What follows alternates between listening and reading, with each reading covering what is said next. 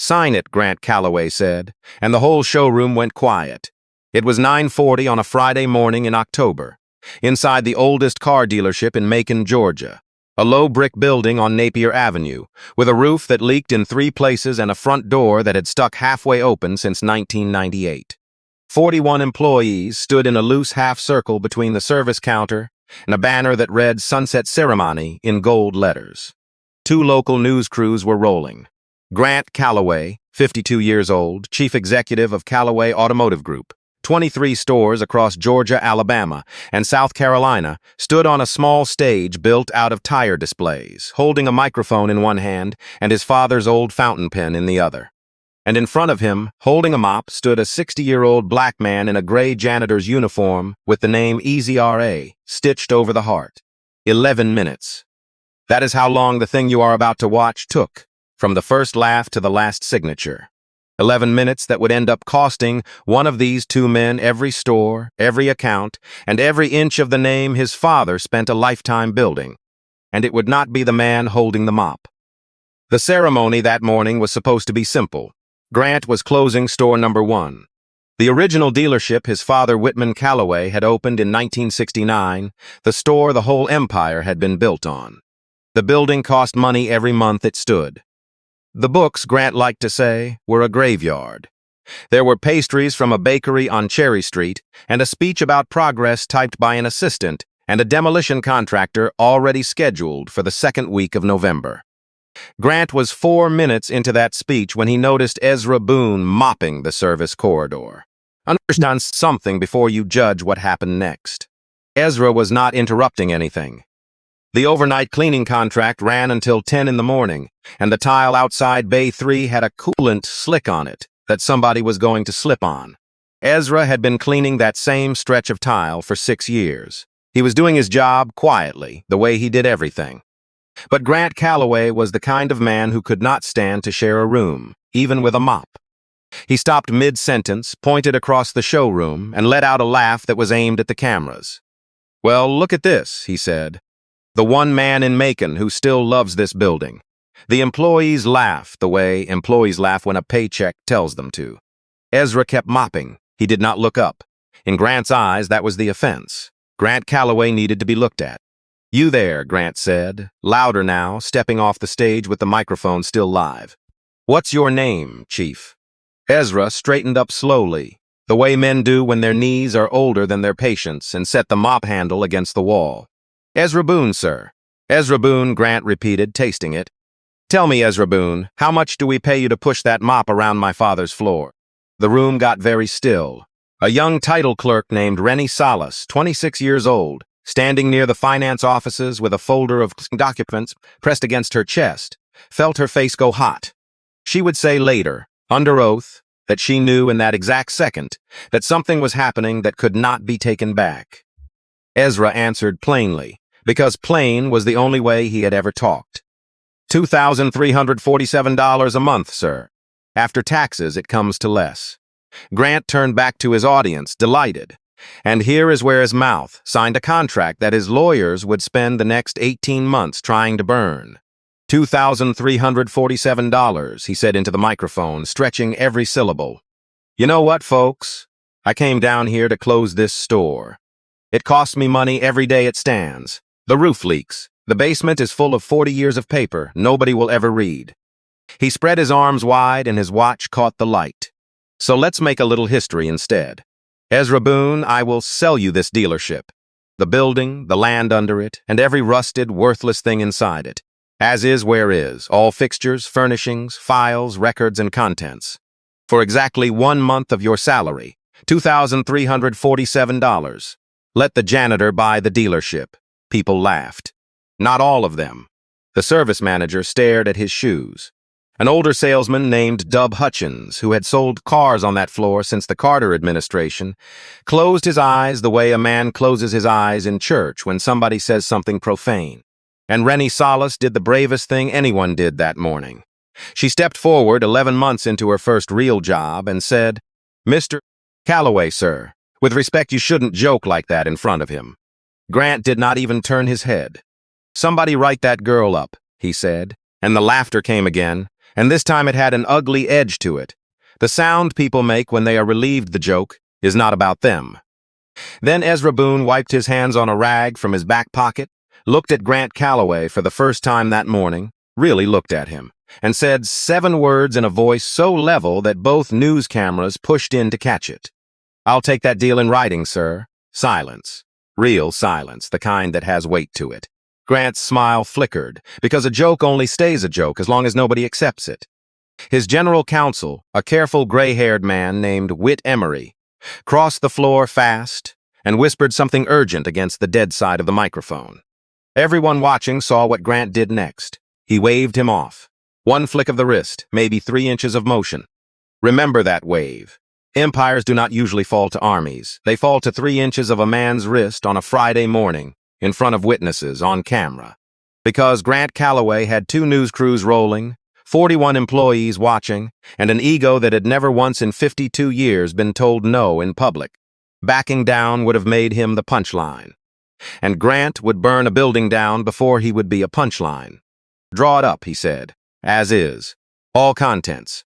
Right now." It took Whit Emery 40 minutes to draft 11 pages, and witnesses would remember that he asked Grant twice, quietly, to reconsider, and that the second time Grant said something to him that made the older man's jaw tighten and his eyes go flat.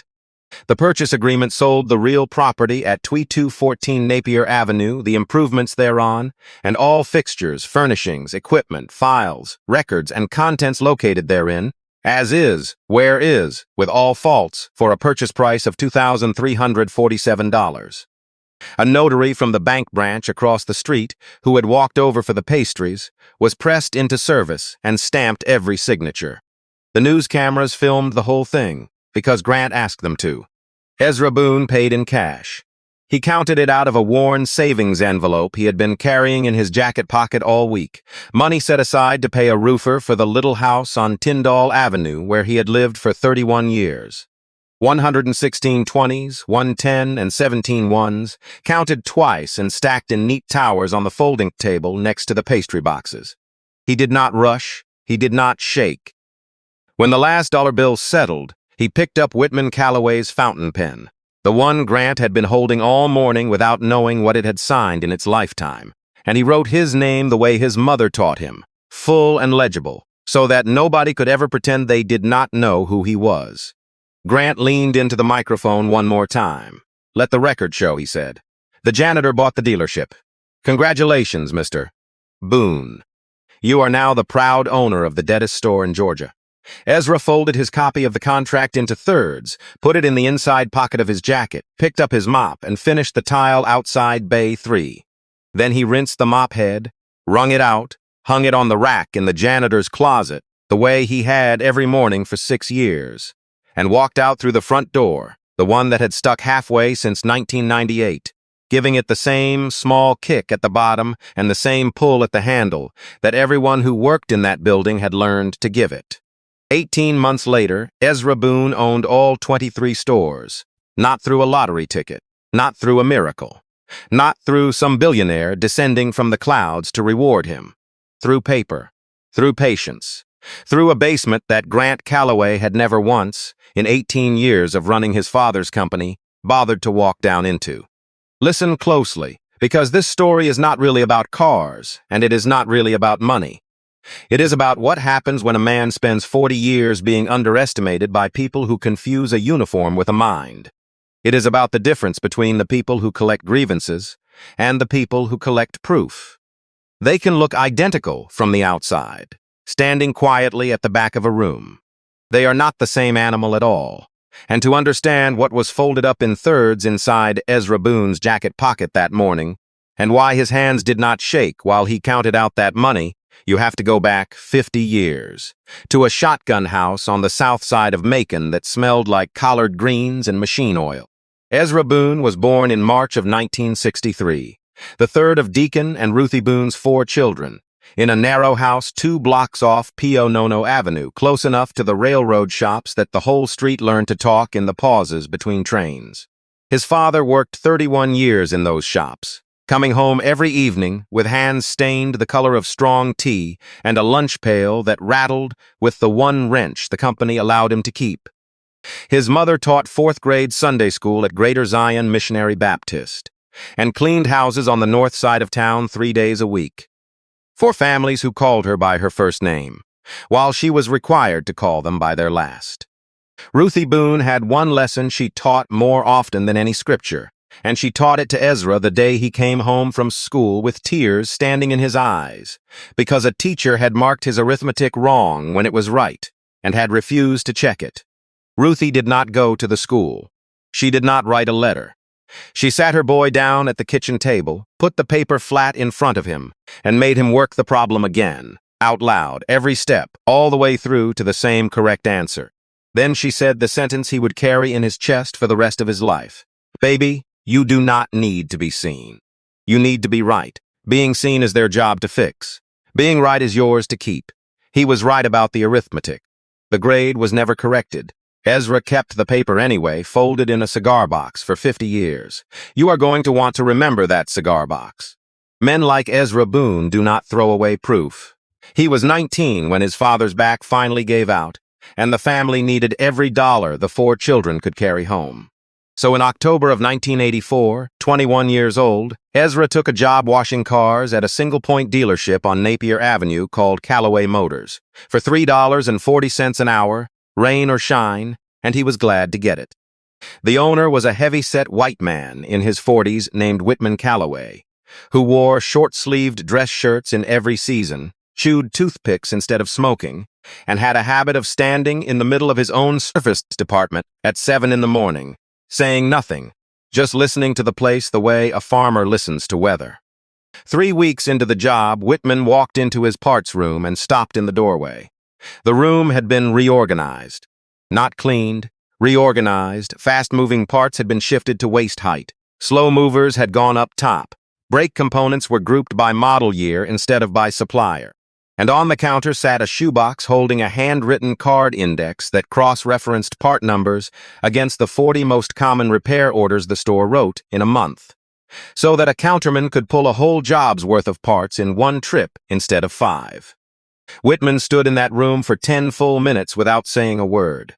Then he walked out back to where a young man was drying a Buick with a chamois, and he asked one question. "Son, who taught you to think like that?" And Ezra, who did not yet know he was talking to the rest of his life, said, "Nobody taught me, sir. I just got tired of watching grown men look for things." Whitman took the toothpick out of his mouth and laughed until he had to put a hand on the fender. Within a year, Ezra was behind the parts counter. Within 3, he was writing service. By 1989, he was the service manager, the first black service manager anyone on Napier Avenue could remember. And in the beginning, there were customers who would look clean through him and ask to speak to whoever was in charge. And Ezra would answer, "Calm as a Sunday morning. You are speaking to him. But I am happy to pour you a coffee while you get used to the idea." Whitman backed him every single time. Not loudly. Whitman was never loud about the things he actually meant. He backed him the way a foundation backs a house, invisibly and completely. Now here is the part that no business school ever writes down, and it is the hinge this entire story turns on. Ezra Boone had a gift, and the gift was not for cars, although he was good with cars. The gift was for systems. He could stand in the middle of a chaotic shop and see it the way other men see a jammed engine, as a set of flows that somebody had assembled wrong. Where other people saw noise, he saw sequence. He rebuilt the service scheduling so that the same technician followed the same customer's vehicle for its whole life, and customer retention climbed 9 points in a year. He built a used car reconditioning pipeline that cut the time from trade-in to front line from 19 days to 6, which in the car business is the difference between profit and decoration. He invented a 15-minute morning meeting he called The Walk, where parts, service, and sales stood in the same room once a day and settled in person what they used to settle by blame. He wrote all of it down, in his own hand, in a series of black spiral notebooks he bought 3 at a time from the drugstore on Hardman Avenue, diagrams and numbers and small stubborn sentences. And over the years, the men and women in the store stopped calling it anything fancy. They just called it the Boone Way. Whitman opened his second store in Warner Robins in 1994, and it was Ezra who wrote the launch playbook. The third store came in Columbus in 1996. the fourth in 1998. Each time, Whitman would drive Ezra over in his Suburban, with a thermos of coffee sweating on the bench seat between them, and they would spend 3 weeks turning a broken store into a Calloway store, which by then really meant a Boone store, though only one of those two names ever went up on the sign. In the spring of 1999, on the drive back from opening the sixth store, Whitman pulled the Suburban onto the shoulder of Highway 41 outside Byron, put it in park, and sat quiet for a minute with his hands on the wheel. Then he said, "Ezra, I have been paying you a manager's salary for a founder's work, and I am ashamed it took me this long to say it out loud." 2 weeks later, at the June meeting of the board of directors of Calloway Automotive Group, which in those days was Whitman, his banker, his accountant, and his brother-in-law around a card table in the back office, Whitman put through a resolution. It granted Ezra Boone a 5% ownership interest in the holding company in recognition, the minutes said, of extraordinary and continuing contributions to the design and operation of the enterprise. The accountant recorded the entry in the corporate stock ledger, a green cloth-bound book with a red spine. The resolution was typed by Whitson's secretary, signed by every director, and placed in the company minute book. Whitman shook Ezra's hand across the card table and said, "Now it is on paper, son, because a handshake dies with the men who made it, but paper outlives everybody." Hold on to that sentence. Paper outlives everybody. Whitman Calloway had no idea how right he was, or which side of that truth his own family would end up on. Ezra drove home that evening to the little house on Tyndall Avenue and told his wife, and Odessa Boone, who had married him in 1986, in the Fellowship Hall of Greater Zion with $60 of flowers and 200 people, laughed and cried in the same breath and made him wear his good shirt to Wednesday night Bible study, for no reason except that she wanted to look at him in it. You need to know about Odessa, because everything Ezra did in this story, he did with her voice in his ear. She taught 3rd grade at a public school off Anthony Road for 29 years. She kept a garden of collards and tomatoes in the back of the Tyndall Avenue house and gave most of it away. She had a rule in her classroom and in her home, the same rule, and she said it so often the children could finish it for her. We do not answer ugly with ugly. We answer ugly with excellent. For Christmas of 2004, with the store empire at 11 rooftops and Ezra effectively running operations for all of them, under the title of Group Operations Director, Odessa gave her husband a shirt, not an expensive one, a red and black checkered flannel from the Sears at the Macon Mall, because he had worn his old one to rags fixing the fence. He wore that shirt every Saturday for the rest of her life, and every Saturday after it ended. When the collar frayed, she turned it. When the elbow went, she patched it from the inside so the patch would not show, because, she said, a man's mending is his own business. If you have ever wondered why some men wear an old shirt when they could afford 100 new ones, this is why. Some clothes are clothes. Some clothes are a hand on your shoulder. Those were the good years, and I will not rush past them because you cannot measure what was stolen until you know what was built. By 2005, there were 14 stores. Whitman was slowing down, his heart doing arithmetic of its own, and his son Grant, then 34, freshly returned from an MBA and 2 years at a private equity firm in Charlotte, had joined the company as chief financial officer. Grant wore his watch loose so it moved when he gestured. He called the stores units. He called the employees' head count.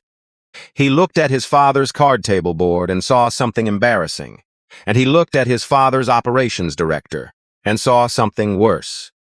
He saw a janitor's son with a green ledger entry that was worth by then real money. Grant was never loud about it. Give him that. He was patient the way water is patient with a roofline. In meetings he would let Ezra finish, then say, with a small smile aimed at the bankers, "That is how we have always done it." Sure, but the market has moved on from folklore. He hired consultants from Atlanta at $400 an hour to rewrite, in laminated binders, systems that Ezra had already written in spiral notebooks, and he presented the binders to lenders as proof of modernization. The binders were the Boone way with the Boone taken out. And here is a question I want you to sit with, because it is the question this whole story asks. What do you call it when a man does not steal your wallet, but steals the record that the wallet was ever yours? There is a word for it in the law, and you are going to hear that word before this story is over. On the 9th of February, 2006, Whitman Calloway had a stroke at his desk in the back office of store number 1, the fountain pen still in his hand, halfway through signing a stack of title applications. Ezra was the one who found him. Ezra was the one who rode in the ambulance to the medical center on Pine Street, holding the old man's hand and talking to him low and steady about the spring order, about anything, the whole way. Whitman lived, if you want to call it that. The stroke took his speech almost entirely, and his right side with it. He would spend the next 6 years in a care facility out toward Forsyth, in a room with a window facing a parking lot, and there is a detail from those years that I will give you now and ask you to keep. Every second Sunday for 6 years after church, Ezra and Odessa drove out to Forsyth with a thermos of coffee, and Ezra would sit by the bed and read the man the industry trade papers and tell him which stores were up and which were down, as if the numbers still belonged to both of them. Grant Calloway visited his father 4 times in 6 years. The facility kept a visitor log. Facilities always keep a visitor log. Paper outlives everybody. Grant moved fast in the spring of 2006, and he moved the way he had been trained to move, through documents. Armed with a durable power of attorney and control of the family trust that held the voting shares, he called a special meeting of a board he had already restocked with 2 friends from Charlotte. The meeting lasted 50 minutes. When it was over, the position of Group Operations Director had been eliminated as part of a restructuring. Its functions absorbed, the minutes said, into a modernized management framework. Ezra Boone, 22 years with the company, was offered a severance of $30,000, conditioned on his signature on a separation agreement with a confidentiality clause and a broad release of claims. He sat in Grant's new glass-walled office, and he asked one question: "What about my 5%? And Grant Calloway leaned back in his chair, made a small show of looking through a folder, and said the sentence that he would hear read back to him, word for word, in a deposition 17 years later. "What 5%? "I have been through the corporate records, Ezra. There is no stock certificate with your name on it. If my father made you some kind of promise over a handshake, I am sorry, but I cannot honor folklore. This company runs on paper now. There was no certificate, that much was true. Whitman ran a card table company. The ownership lived in the resolution, in the minutes, in the green ledger, the way it does in thousands of small family corporations across this country. Ezra knew those documents existed. He had watched them signed. But in the spring of 2006, his wife was teaching 3rd grade. His mother was in her last year of life. The man who could vouch for him could no longer speak, and the documents were locked inside a company that was now entirely in the hands of the man denying them. He talked to a lawyer on Mulberry Street who was honest with him. Without the minute book, it is your memory against their records. And their records are in their building. Cases like this are won with paper, Mr. Boone, and right now they have all of it. So Ezra Boone did the hardest thing a right man can do. He did not sign the separation agreement. He left the $30,000 on the table, because a release of claims is a door that locks from the inside, and something in him, something with his mother's voice, refused to hand over the key. Grant took the refusal as pride and let him walk, and even joked to Whit Emery that the janitor's boy had just tipped the house 30 grand. Remember that too. The papers Ezra refused to sign in 2006 were the reason the courthouse doors were still open to him in 2023. Grant thought he had won twice. He had, in fact, lost twice, and he would not find out for 17 years. Ezra was 43 years old, and he started over. He managed the service department of an independent shop on Broadway for a while. He consulted quietly for a tractor dealer in Perry who paid him in checks and respect. He and Odessa were careful people. The Tyndall Avenue house was paid off, and they did not fall, but there is a kind of falling that does not show up in a bank statement. For 22 years, his mind had run a machine of 14, then 20, rooftops, and now the machine ran without him, badly, and he could see it running badly from the outside, the way a surgeon watches bad stitching on television. Calloway Automotive grew to 23 stores on the debt markets and the momentum of what Ezra had built, and the culture curdled year by year. Men he had trained called him at night to ask him questions Grant's laminated binders could not answer. He always picked up.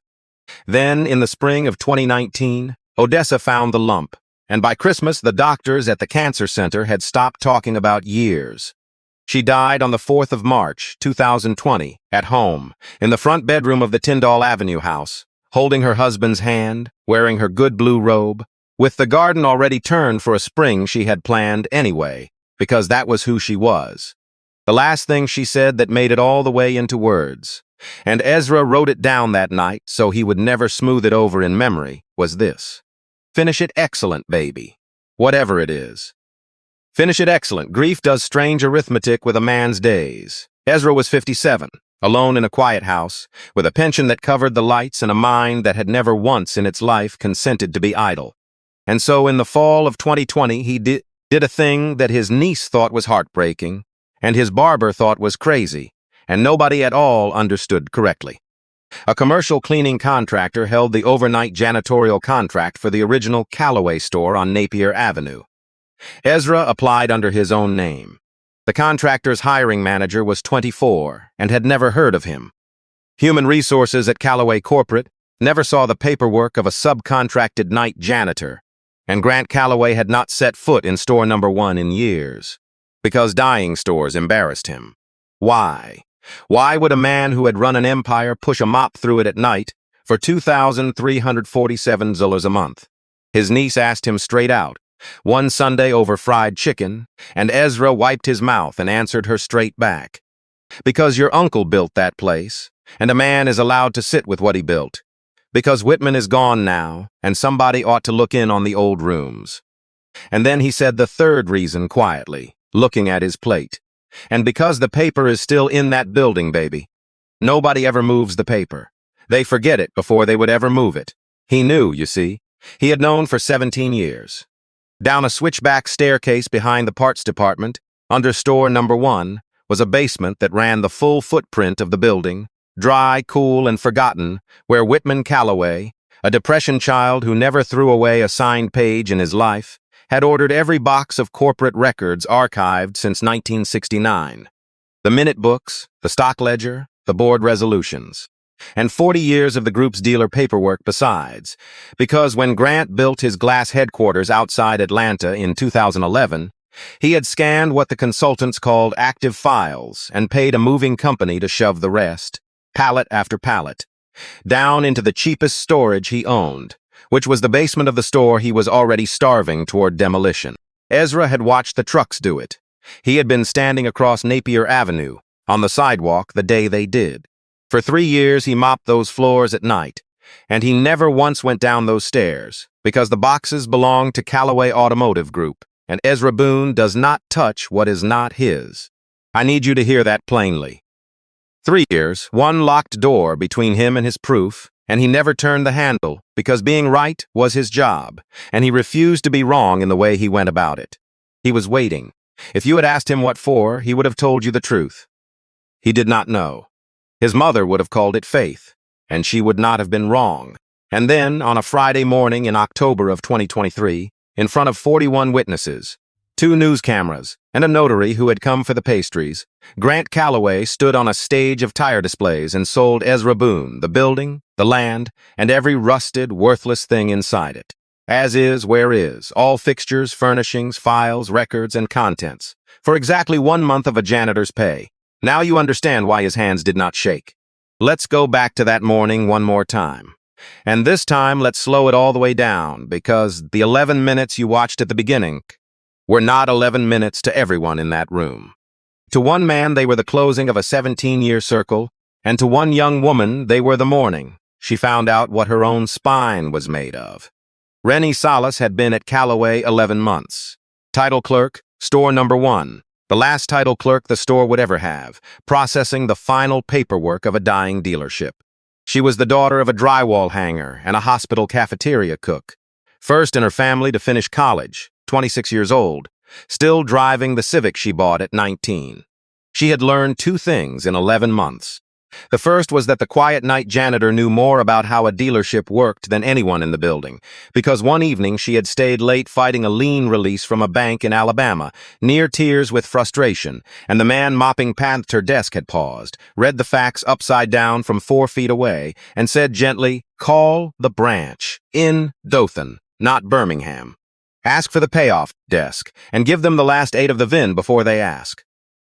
It took her 9 minutes the next morning. She never forgot it.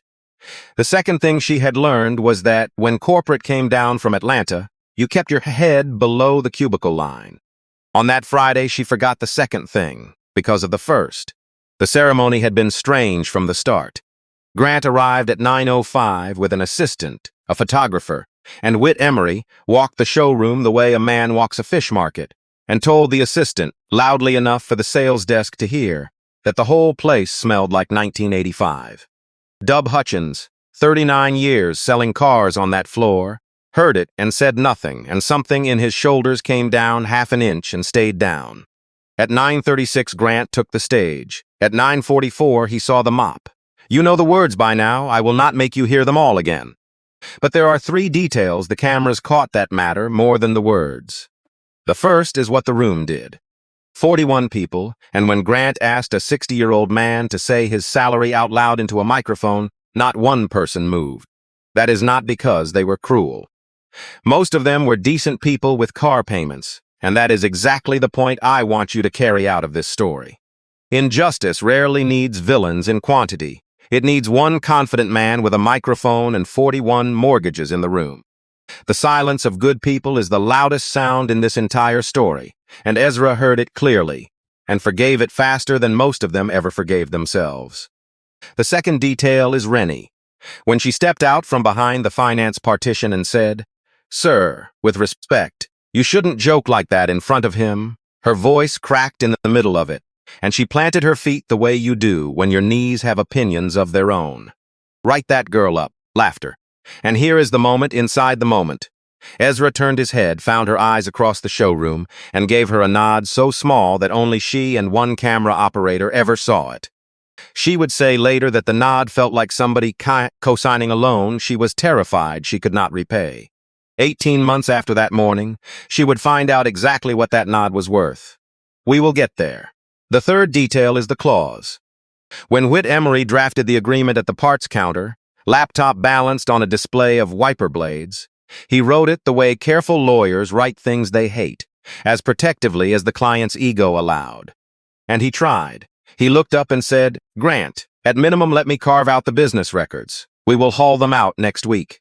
And Grant Calloway, standing tall for the cameras, said the 11 words that ended his empire. "Leave it. I want the trash to convey with the trash. All fixtures, furnishings, files, records, and contents. As is, where is, with all faults." Whit Emery typed it, and a muscle moved in his jaw, and being the kind of lawyer who documents his own warnings, he would remember this exchange with perfect clarity when he was asked about it under oath. Kindness was not the reason he remembered. Self-preservation was, but the effect was the same. Ezra read all 11 pages. That took 9 minutes, and Grant filled the 9 minutes doing color commentary for the cameras, and Ezra let him, the way granite lets rain. He read the property description. He read the conveyance of contents. He read the as-is clause, the waiver, the merger clause that said this document supersedes every prior discussion, which is a sentence lawyer's right to protect sellers, and which, that morning, protected the buyer instead, because it meant no one could later claim the joke was legally a joke. The law does not grade intentions. It grades signatures. Then he counted out the roofer's money, and I will tell you now what nobody in that room knew. The envelope was marked Roof in Odessa's handwriting, because it was her envelope system, from her kitchen drawer, that he had kept using for 3 years, because ending it felt like losing her twice. He paid for his future with an envelope his wife had labeled, and if you think a detail like that is small, you have never buried anybody. The notary stamped. The cameras got their shot. Grant got his line, the janitor bought the dealership, and by 4 p. A 30-second clip of it was on 2 local stations, framed exactly the way Grant wanted. Quirky businessman, colorful gesture, dyeing store. One anchor chuckled. Grant flew back to Atlanta feeling like a man who had turned a demolition bill into a publicity win, and that night at a restaurant in Buckhead, he told the story twice. And Ezra Boone drove the 11 minutes home to Tyndall Avenue, hung his jacket on the peg by the door, took Odessa's photograph down off the hallway shelf, and sat with it at the kitchen table for a long time in the dark. Then he said, out loud in the empty house, "I am going to need you with me on this one, Des." And then he made a pot of coffee at 9 o'clock at night, took down a fresh spiral notebook, the same drugstore kind he had bought for 40 years, and wrote a single line at the top of the first page. October 13. They gave it all back. Now finish it excellent. At 5:40 the next morning, a Saturday, wearing the red and black checkered shirt with the mended collar, Ezra Boone unlocked the front door of the building he now owned, gave it the kick and the pull, walked past the mop rack without stopping, and stood at the top of the switchback staircase behind the parts department, with a heavy flashlight in his hand and his heart going like a young man's. Then he turned the handle he had refused to turn for 3 years, and went down to meet the paper. The basement under store number 1 was 60 feet by 90, dry as a sermon, and lit by 4 bulbs on pulch that Ezra replaced before he touched a single box, because you do not read evidence by flashlight if you can help it, and because order was how the man prayed. It took him the whole first day just to walk it. Pallets stood in rows like a library that had given up on itself, shrink wrap gone yellow, and on the end of each pallet a moving company's inventory sticker from 2011, which meant that somewhere there was a manifest, and a manifest is a map. He found it taped inside the lid of the first box he opened, because Whitman Calloway's people had been the kind of people who taped the map inside the lid. I want to be precise about what happened in that basement over the following weeks, because this is where lazy stories reach for magic, and nothing that happened to Grant Calloway was magic. Every single thing that happened to him was filed. Ezra worked evenings and weekends alone at first, in the checkered shirt, with a card table, a lamp, a box of manila folders from the office supply on Ingleside, and the spiral notebook. He did not ransack, he inventoried. Box by box, a log of what was in it and where it now sat, dated and initialed every page EB, because a man who spent 22 years passing manufacturer audits knows that evidence is only as strong as the story of who touched it. Later, a federal investigator would look at that handwritten inventory, all 140 pages of it, and say quietly to a colleague that in 30 years he had never received documents from a private citizen in better order. On the 9th evening, on a pallet in the northeast corner, under a box of 1970s radio ads, he found the green cloth-bound ledger with the red spine. He knew it before his hand reached it. He sat down on a milk crate, put the ledger on his knees, and opened it to the page he had watched an accountant write in June of 1999. And there it was, in fading blue fountain ink, Boone Ezra D. 5%, in recognition of extraordinary and continuing contributions. And beneath the ledger, in the same box, the minute book itself, and inside the minute book the resolution, typed on onion skin, signed by every director of a card table board, all of them dead now except the paper. Paper outlives everybody. Ezra Boone sat on a milk crate in a basement his humiliation had bought, holding proof that he owned 5% of everything the man upstairs had ever bragged about, and he did not shout, and he did not weep. He took the cigar box out of his bag, the one from Pio Nono Avenue, laid the 4th grade arithmetic paper on top of the resolution for a moment, just so the 2 pages could meet, and he said, "Thank you, Mama," out loud to a room of boxes. Then he put everything in acid-free sleeves he had bought 2 weeks earlier. Because he had believed, and belief that buys sleeves in advance is the kind of belief that moves mountains. If the story ended there, it would already be a story. It does not end there, because the ledger was the second most important thing in that basement. The most important thing filled 41 boxes along the south wall, and it was the reason Grant Calloway should have paid any price on earth to keep strangers out of that room. When headquarters scanned its active files in 2011, active meant whatever the consultant said it meant. And what it did not mean was the dense, boring, stapled paper trail of the group's warranty operations from the 2000s onward. Dead files, closed claims, the exhaust of the business. Down it all went. And in that exhaust, once a man who had personally designed the group's warranty process began to read it with a service manager's eye, was a pattern. Here is how it works, in plain language, because you will follow every step of this, and you should. When your car breaks under warranty, the dealership fixes it, and the manufacturer pays the dealership back. On the honor of the dealership's paperwork, the repair order, the technician's time, the parts, the old broken part, kept in a bin in case the factory asks. It is a system built on trust and audited by sampling, And a dishonest operator with volume and nerve can milk it for a while by billing the factory for hours never worked and parts never installed, by clocking one technician's badge onto 3 jobs at once, by charging the factory to replace components that left the building the same age they arrived. The factory calls its remedy a chargeback. The law calls the practice something shorter. Ezra started seeing it in the files from around 2012, small at first, then systematic, then brazen, concentrated in 6 of the group's stores and coordinated. The paper showed by a regional fixed operations director whom Grant had hired from Charlotte and bonused on warranty revenue, which is like bonusing a fox on egg production. Repair orders with impossible timestamps, a technician credited with 53 billed hours in a 40-hour week, sequential claims with identical narratives word for word, the fingerprints of a copy key. Ezra had spent 2 decades keeping Whitman stores clean enough to sail through factory audits, and reading these pages was like a choir master hearing every wrong note in a hymn. He filled 19 pages of the spiral notebook with claim numbers before he stopped counting and started organizing. And then, in box 33, he found the letters. And the letters are where this stopped being about money, even the money that was his. 12 of them, held together by a rusted binder clip, addressed over the years to the group's customer relations office, and forwarded, the routing stamps showed, to the desk of the same fixed operations director, where they had gone to die.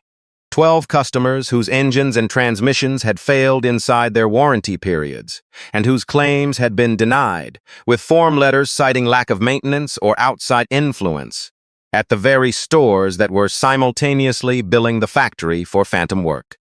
Deny the real claim, invoice the fake one. The arithmetic of it was almost elegant, if you could forget that every letter had a human being on the other end of it. Ezra could not forget, because the 4th letter in the stack was signed Althea Prince, and Ezra Boone had known Althea Prince for 40 years, because she had sung alto at Greater Zion since before his wedding, and he had stood in the church parking lot in 2016 and heard her tell the ladies that the transmission went out on her little SUV at 51,000 miles, and the dealership said it was her fault for missing a service, and she had paid $4,100 she did not have, on a widow's pension, and everyone in the parking lot had shaken their heads at her bad luck. It was not luck, it was a line item. Her letter was polite. She apologized in her own complaint for taking up their time. Ezra read that letter twice, put it down, walked to the far end of the basement, and stood facing the wall for a while. And if you have followed this man from the kitchen table on Pio Nono Avenue to this basement, you know that the wall was in more danger in that moment than it had ever been in 50 years of his life. Then he came back, sat down, and wrote at the top of a fresh notebook page in careful letters, Mrs. Prince first, everything else after.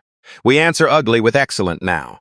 What does a 60-year-old man with a green ledger, 41 boxes, and 12 letters actually do? He does not call a press conference. He does not post a video. He does what he had been unable to afford to do in 2006, and what every underestimated person in this country should hear said slowly and clearly. He gets himself a very good lawyer, and he walks in with the paper already organized. Her name was Corinne Wade, 55 years old, a commercial litigator in Atlanta who had grown up in Fort Valley picking peaches for gas money, 28 years of fraud and fiduciary cases, a reputation among opposing counsel that could be summarized by the way they said her name, and a standing rule that she took 1 case a year on contingency if the case had what she called good bones. Ezra got her name from the tractor dealer in Perry, whose family she had once saved. He called her office on a Tuesday. Her assistant offered him 15 minutes on a Thursday. He arrived 11 minutes early, in the checkered shirt, carrying 2 bankers' boxes, and the 15 minutes lasted 4 hours and 10 minutes, and at some point Corinne Wade canceled her afternoon. When he finished laying it out, the ledger, the resolution, the inventory log, the claims analysis in his own hand, the 12 letters, she sat back, took off her glasses, and was quiet for a moment. Then she said, "Mr. Boone, in 28 years I have had clients bring me a smoking gun. You have brought me the armory, with a card catalog."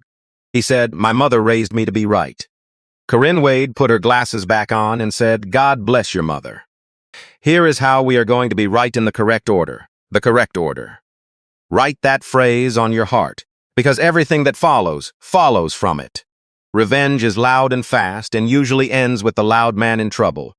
A reckoning is quiet and sequenced, and it never throws the first punch it cannot document.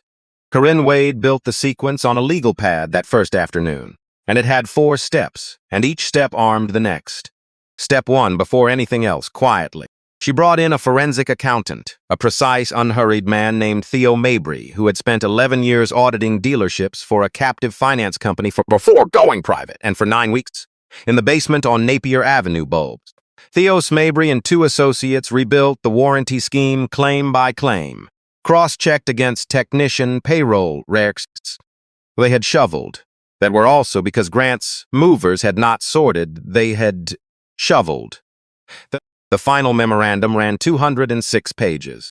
Estimated fraudulent warranty reimbursements, 2012 through 2019, across 6 stores, $11.4 million, billed to the manufacturer on documents wired and mailed across state lines, which are the 2 words, wired and mailed, that turn a business dispute into the kind of file federal prosecutors open.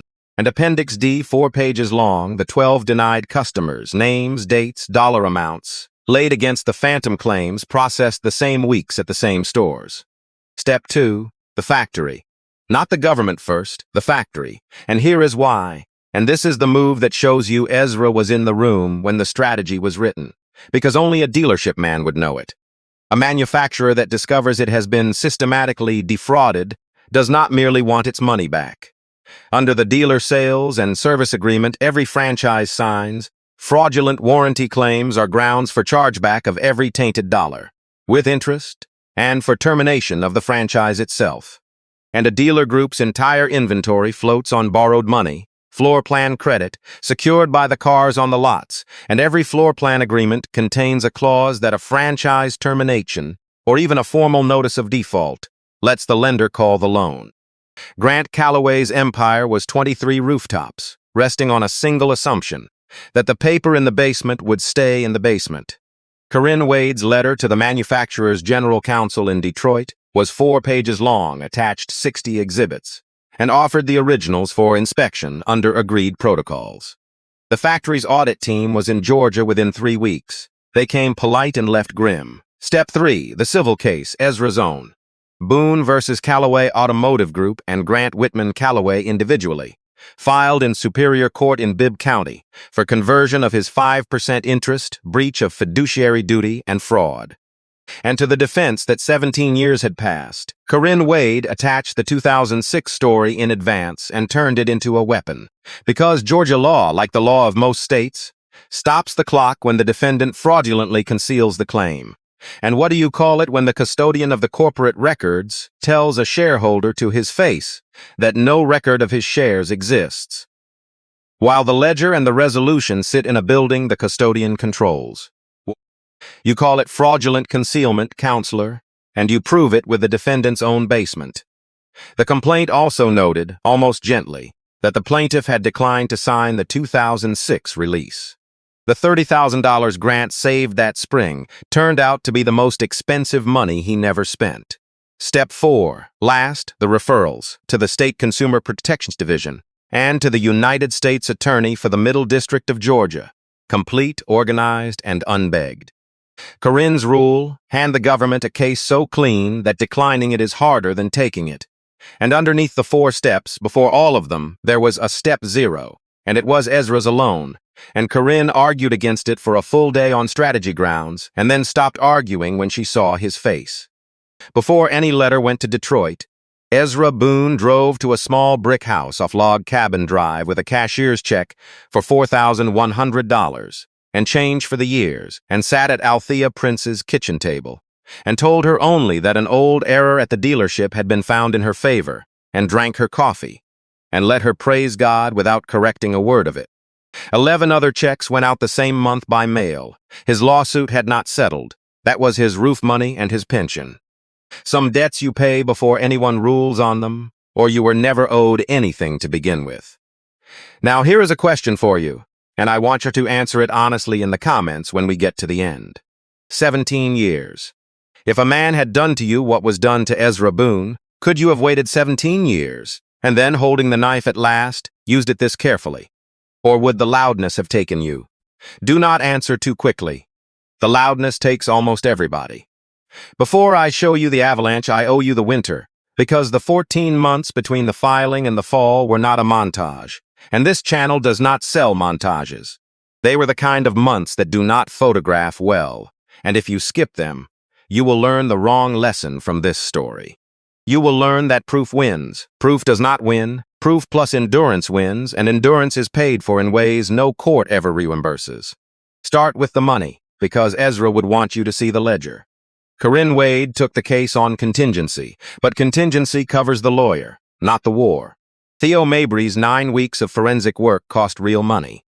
Document preservation, climate control for the basement, the acid-free sleeves and fireproof cabinets, the certified copies, the process servers, the expert on Georgia corporations who charged $600 an hour to say, in effect, that a ledger is a ledger.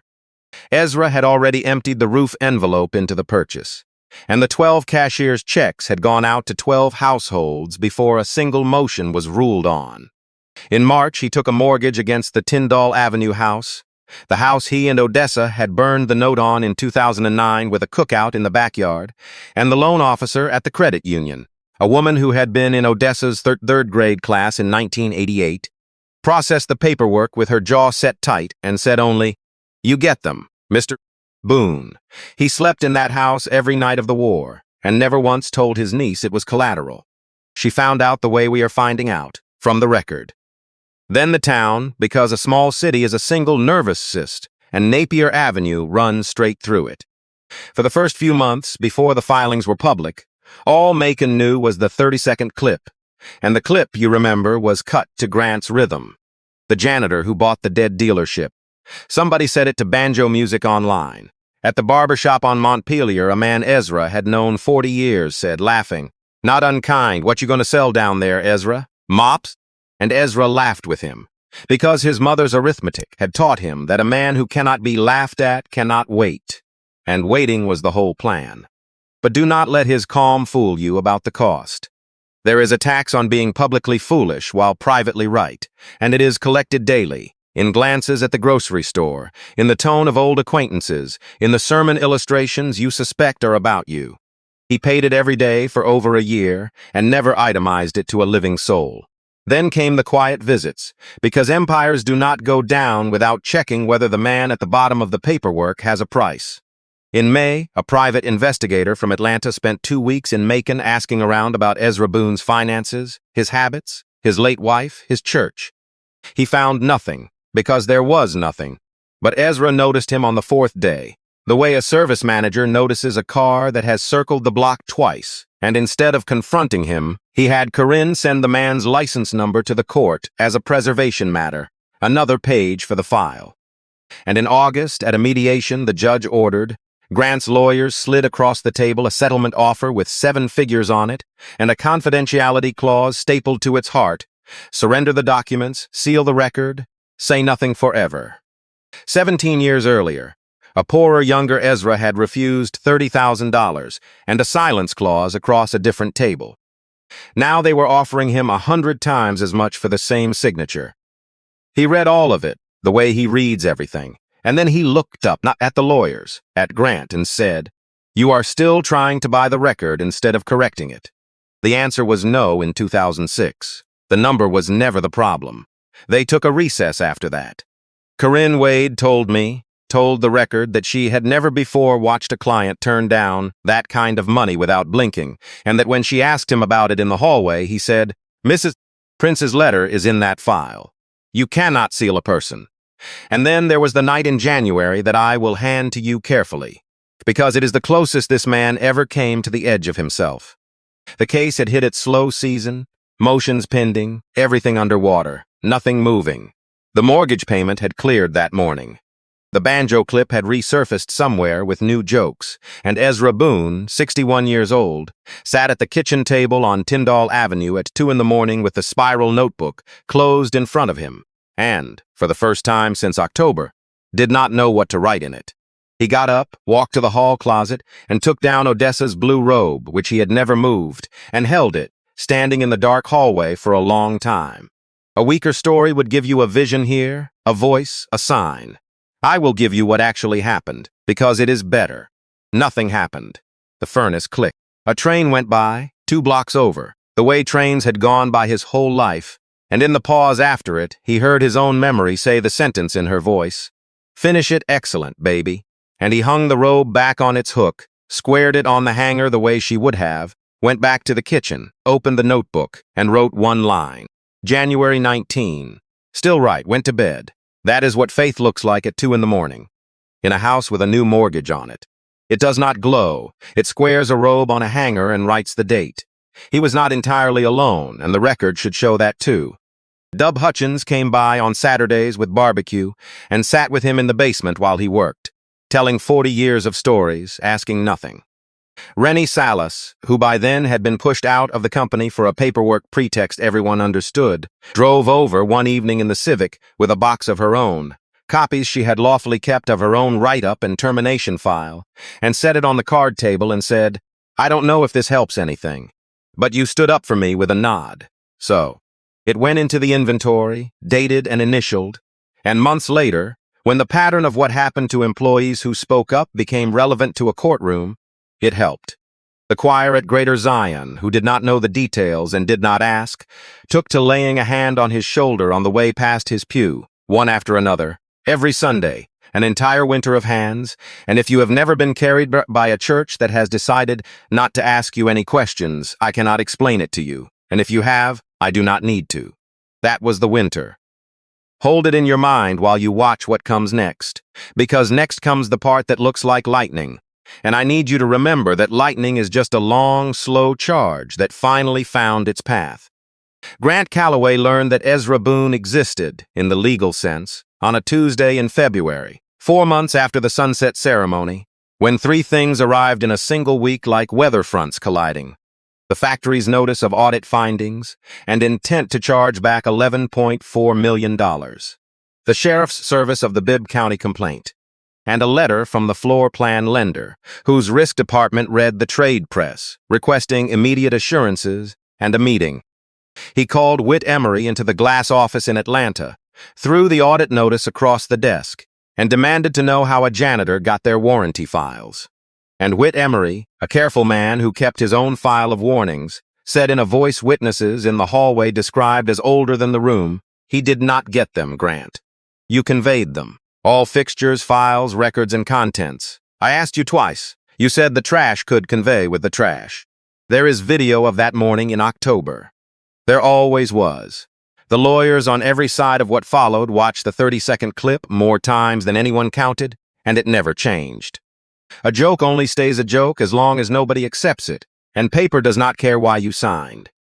What happened next took 14 months, and it happened the way avalanches happen, which is to say slowly, then all at once, and entirely according to the physics that were in place before the first snow moved.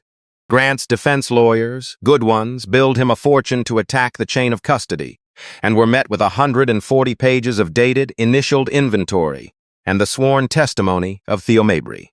They floated the theory that the documents were stolen and were met with the purchase agreement, the rotary, the notary, and the news footage, and a judge who read the contents clause from the bench without inflection, which is the worst way to hear your own sentence read. They argued the statute of limitations, and Corinne Wade called their own former general counsel, and Whit Emery, under subpoena, no friend to anyone by then but the truth, testified to the 2006 meeting, to the restructuring, and to the morning of the sunset ceremony, including the wave. 3 inches of wrist entered into the record. The deposition of Grant Calloway lasted 2 days, and one exchange from it traveled, the way these things travel among lawyers, until it was quoted in a bar journal. Corinne Wade slid the 1999 resolution across the table and asked him to read the names of the signatories aloud, and he did, his father's last. She asked him when he had first seen the document. He said he had never seen it before litigation. She asked him, then, on what basis he had told Mr. Boone in 2006 that he had been through the corporate records and no such interest existed. And the record shows a pause of some length. And then the witness answered, "I meant the records I had." And Corinne Wade said, "No further questions on that topic. which lawyers will tell you is what a trap sounds like when it closes softly. The factory terminated the 6 tainted franchises for cause in the spring and issued default notices across the group.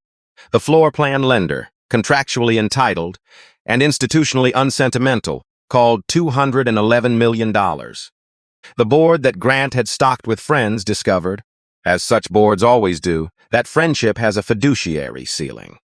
Facing personal exposure, they voted 4-1 to remove him as chief executive in June and to put Calloway Automotive Group into Chapter 11 in July. The bankruptcy court in Macon, 6 blocks from the showroom where the whole thing had started. The federal grand jury's subpoenas arrived in August.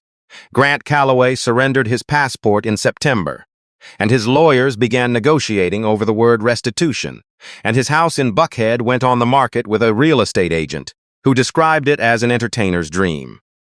I will not tell you the man's sentence, because at the time our story closes, that number belonged to a judge, not to us, and this channel does not invent what courts have not said. What I will tell you is what the paper had already made certain. The empire was gone from him. Every store, every account, every inch of his father's name, exactly as promised in minute 11.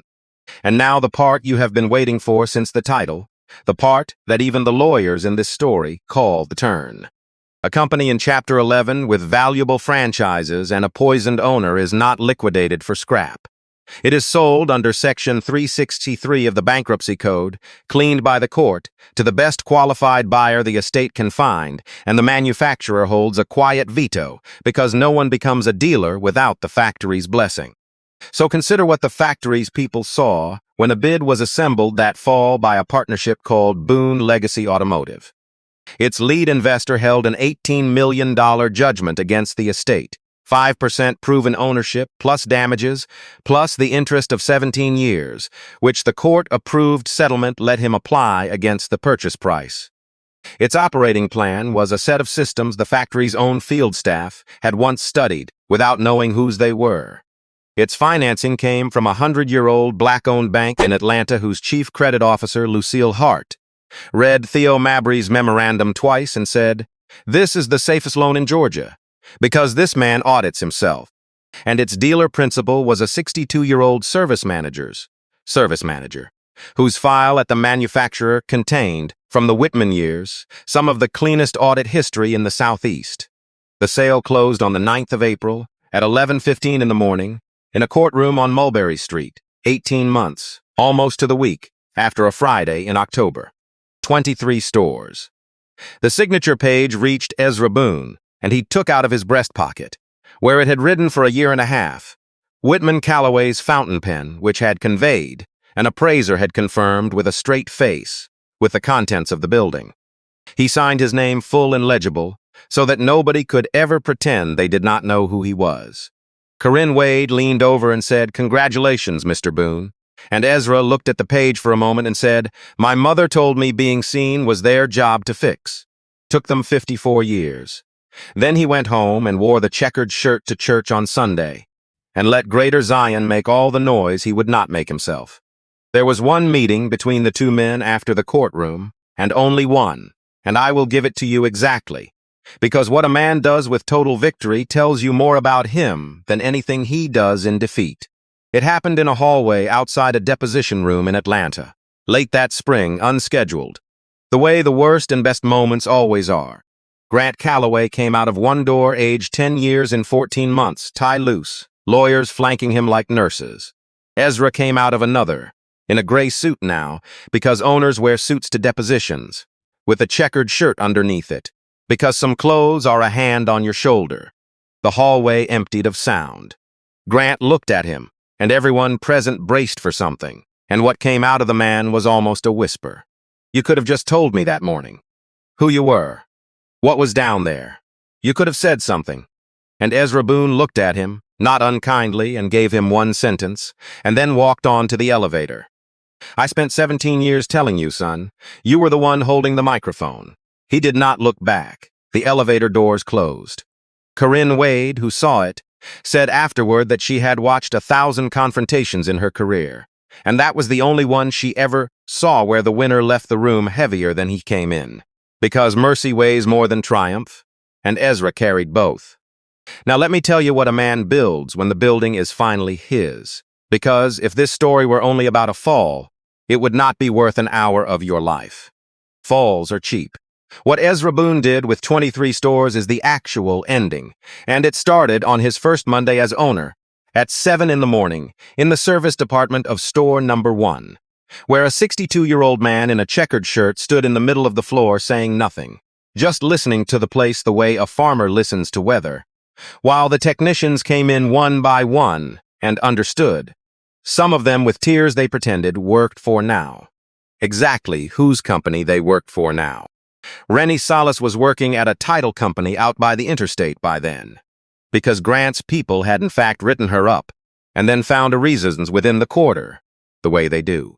The letter she received that April was 2 paragraphs long and hand-signed, and it did not offer her the old job back. It offered her a new one that did not exist yet.